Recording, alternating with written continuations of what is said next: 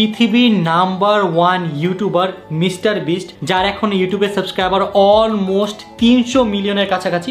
সেই mister beast আমাদেরকে ইনস্টাগ্রামে ডিএম করেছে। তার পাশাপাশি শুধু ডিএম না, সে আমাদেরকে ইনস্টাগ্রামে ফলোও দিয়েছে তার অফিসিয়াল ইনস্টাগ্রাম দিয়ে। তো মিস্টার বিস্ট আমাকে মূলত মেসেজ দিয়েছে, সে চায় আমি যাতে তার সাথে একটা কোলাবোরেশন করি। What? ओ भाई मारो मुझे मारो नहीं ये मजाक हो रहा है। एक सेकंड। মিস্টার বিস্ট তার সাথে করবে কোলাবরেশন? মিস্টার বিস্ট নাকি তাকে ফলো করেছে। এইসব শুনে প্রথমে আমিও ভাবছি ফেক, পরে শিওর হওয়ার জন্য আমি ইনস্টাগ্রামে যাই। এটা মিস্টার বিস্টের আসল অ্যাকাউন্ট। এবার সার্চ দিই Rakib Hussain.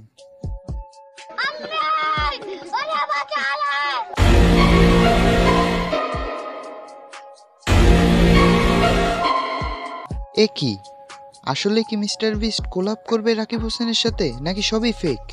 So hey guys, this is Neon. তো কেমন আছো তোমরা?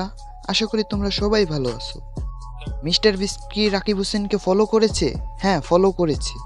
আমরা বাঙালি, আমরা কারো ভালো সহ্য করতে পারি না। যদি কেউ উপরে উঠতে থাকে তাহলে আমরা তাকে নিচে নামানোর জন্য পিছে লেগে থাকি।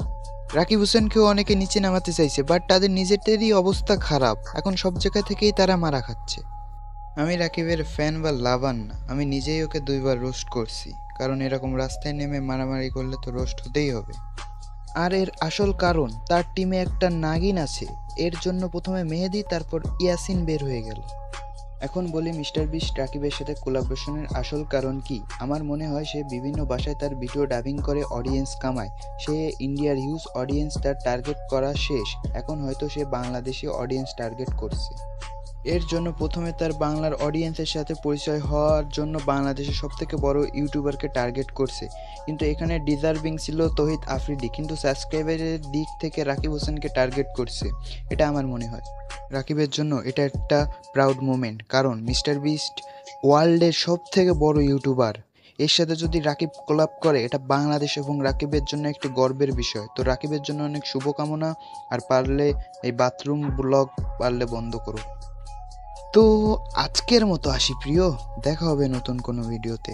বাই। आपके सामने एक बड़ा सा रेड बटन है,